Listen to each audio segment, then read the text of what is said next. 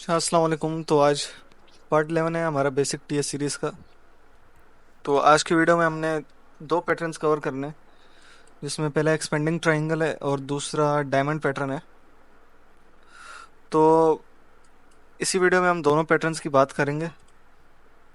Expanding triangle पहले हम cover करते हैं कि ये मार्केट में किस तरह बनता है और क्या मूवमेंट होती है इसके बनने पे मार्केट की। तो इसमें होता कुछ यूँ है कि मार्केट आपको इस तरह की एक डिस्टेंस बना के देती है, जो कि आपको, तो मार्केट यहाँ पे आएगी, यहाँ से मल्टीपल टाइम्स रिजेक्ट होगी, जिस तरह हमने देखा था राइजिंग वेजेस में होती है। सही है। दूसरी तरफ इसकी जो रेजिस्टेंस बनती है वो भी नीचे की तरफ यूँ बनती है, सॉरी सपोर्ट। रेजिस्टेंस तो ये ऊपर वाली होगी और यहाँ से सपोर्ट लेता है इस तरह।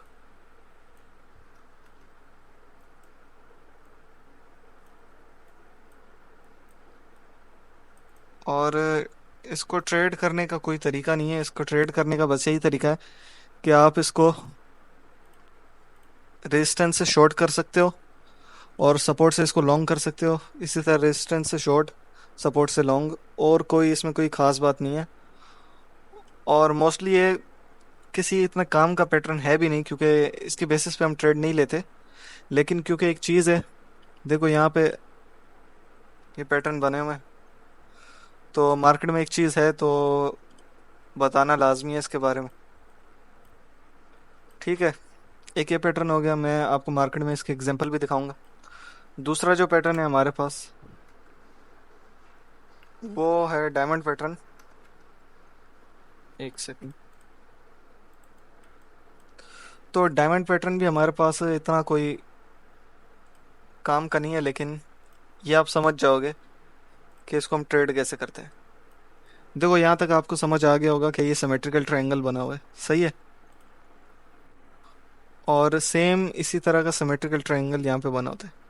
अच्छा, ये इसका परफेक्ट कोई शेप नहीं होगा, ये बस इस तरह का एक स्क्वायर टाइप होगा और इसके बीच में मार्केट कुछ इस तरह अकोमोडेट करती है।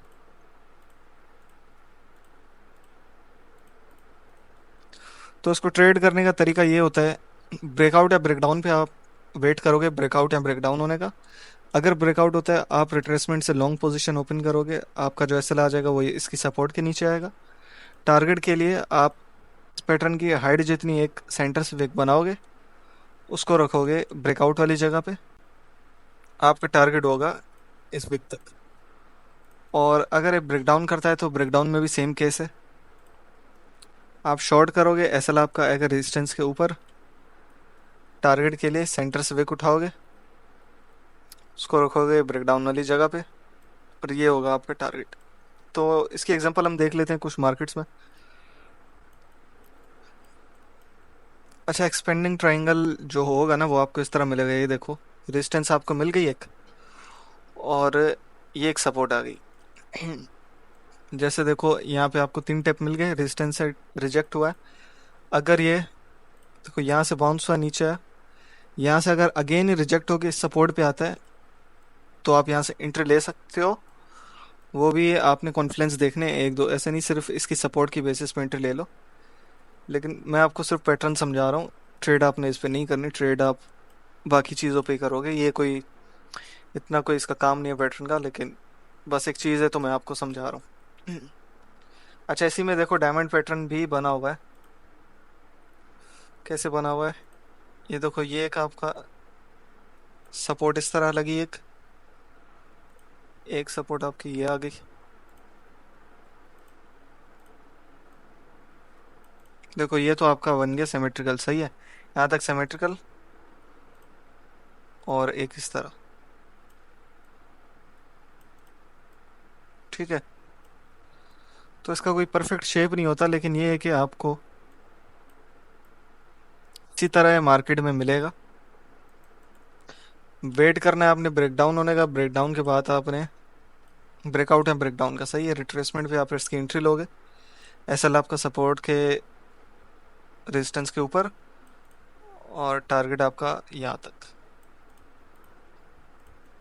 लेकिन सिंपली अगर आपको ये पैटर्न भी दिख रहा है तो आप ये देखो यहाँ पे राइजिंग वेजेस भी बनी हुई है, तो आप उस पैटर्न को इग्नोर मारो, आप सिंपल राइजिंग वेजेस को जो है ट्रेड कर सकते हो। सही है। अच्छा, मैं डायमंड की और एग्जांपल आपको ढूंढ के दिखाता हूँ। देखो यहाँ पे एक बना हुआ है,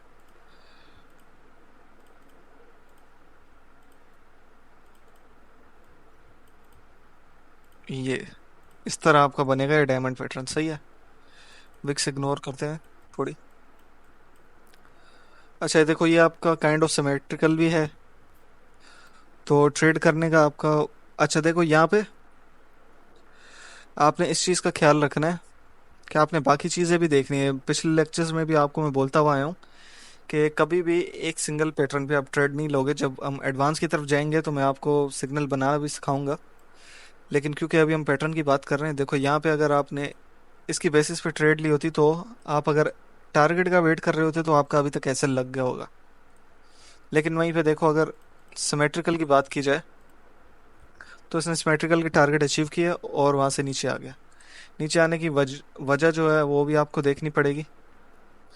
इसके मल्टीपल रीजन है। देखो एक रेजिस्टेंस आपको यहाँ पे मिल गई जिसकी वजह से ये नीचे आ गया।